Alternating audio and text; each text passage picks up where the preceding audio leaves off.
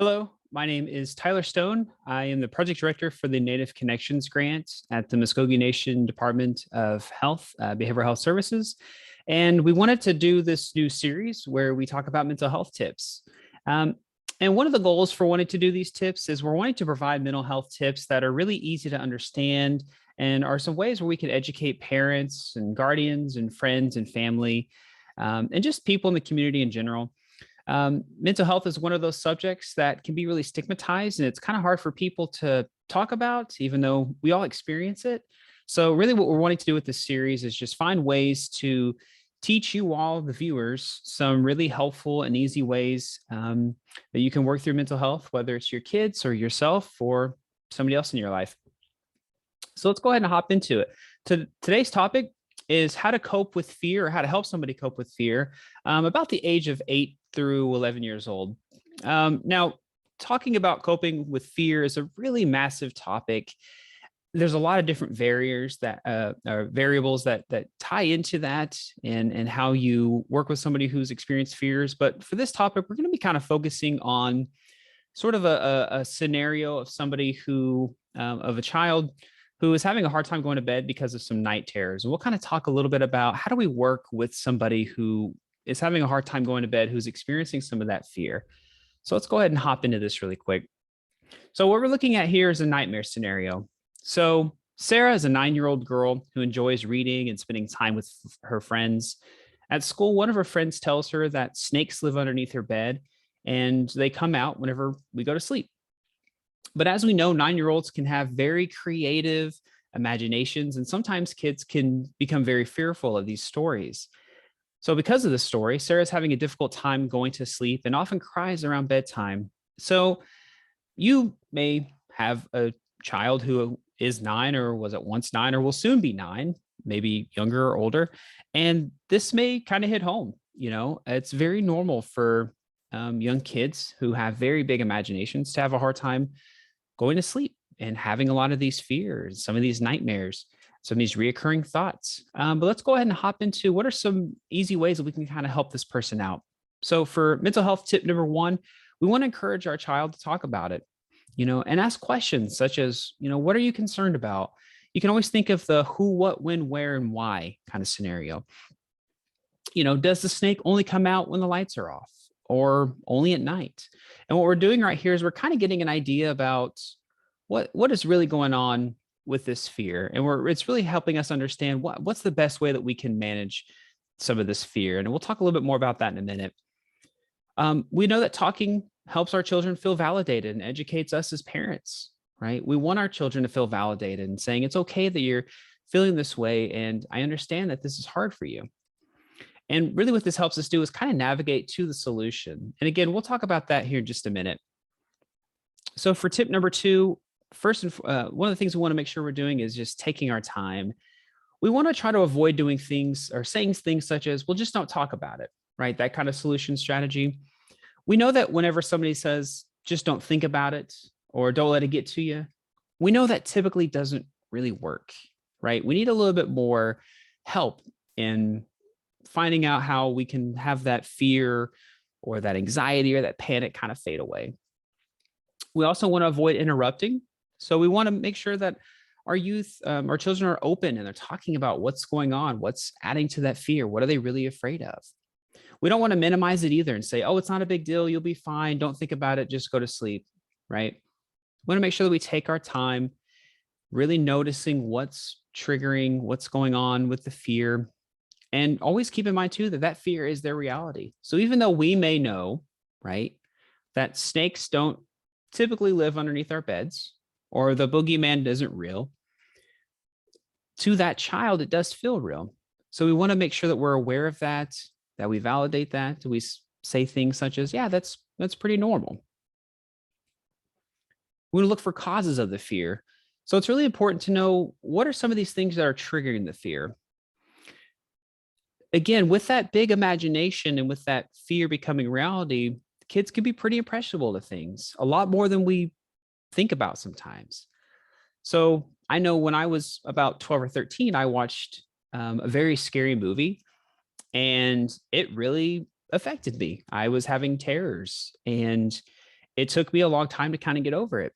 And, but it wasn't the same thing for my sister. So that kind of shows that not everyone's kind of the same. So movies can be very impressionable and very triggering towards fear. TV shows are another one too. YouTube and TikTok, kids may be watching YouTube or TikToks and they may hear somebody say something, even though in the video they could be joking about, let's say, snakes being under beds, or maybe they played a prank where they put a fake snake underneath the bed. And then maybe our kids see that video and they think, oh, there are snakes under the bed. I can't go to sleep now because I am deathly afraid of snakes, right? Or at school, right? So for Sarah in our scenario, had a classmate that was talking about it, right? Maybe that classmate's afraid, saw a YouTube video, and then told the other students. So now our kid is now fearful of that. Or home life. Maybe there's an older brother or sister, cousin that talked about it. There could just be some chaos in the home that may be triggering to the fear. So there's some things to keep in mind of always learning what is triggering the fear response, and how do we have that conversation with our youth or with our children who are experiencing that fear. Tip number 4 is we want to make sure that we're being supportive. Saying things such as, I can see that this is scary. Again, I'm validating, right? I was scared of snakes under my bed too when I was a kid, right? So really just kind of normalizing and saying, it's okay to be afraid. Snakes are scary. We want to examine the likelihood of the fear, and then we're hoping that it in turn will fade. And saying things such as, how would the snake live under the bed without food or water? Or, I heard snakes won't go under a bed if the floor is clean. Or, I made some magic spray to scare them away. So what we're doing, especially in that first question about asking, how would the snake live under the bed without food, is we're really kind of starting to navigate to that solution. And we're getting our child to think, because that may be a question that's never been asked to the child, right? Well, how would a snake live underneath?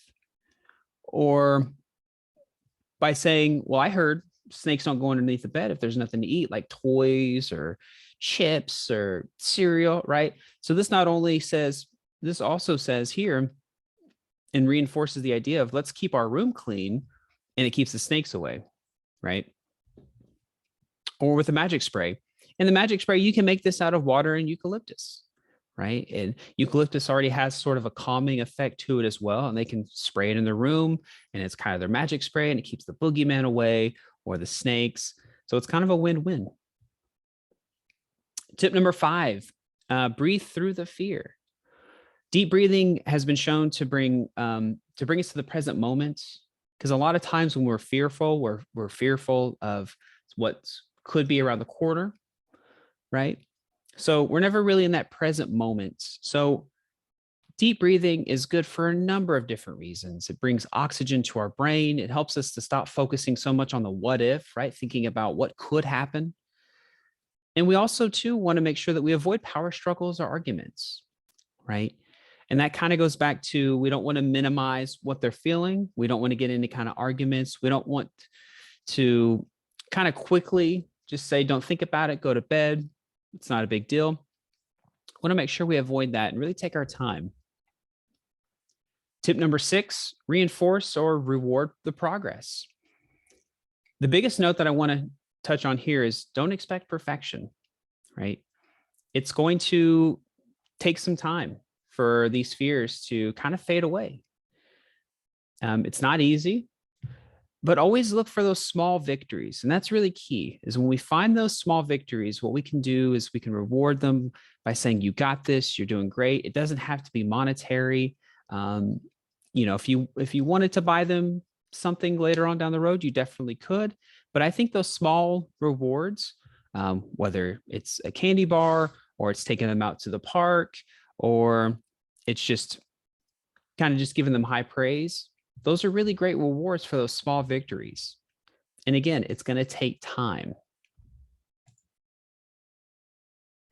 The last thing to remember is that if the fear is dominating their life, or you're not really seeing any positive change and it's taking a while, and we're still seeing some of these nightmares or night terrors even persisting, it's okay to seek help. I wanted to leave with some resources here. For more information about coping skills or fear, you can always call our office at 918-758-1910, or you can always text the crisis text line. And to do that, you simply text the word CREEK to 741-741. And within a couple of minutes, you'll be connected with a crisis counselor. They do just some really quick crisis management to kind of help you through that crisis or through some of those heavier moments. But if you're interested in counseling or some extra help, you can always call that number listed above as well. Also, if there's any additional information that you need, or if there's any recommendations for other topics that you'd like for us to cover on these videos, you can always call me. Again, my name's Tyler Stone. You can always call me at 918-758-1930. Thank you so much for watching and sticking around. We hope to be bringing more of these videos to you all.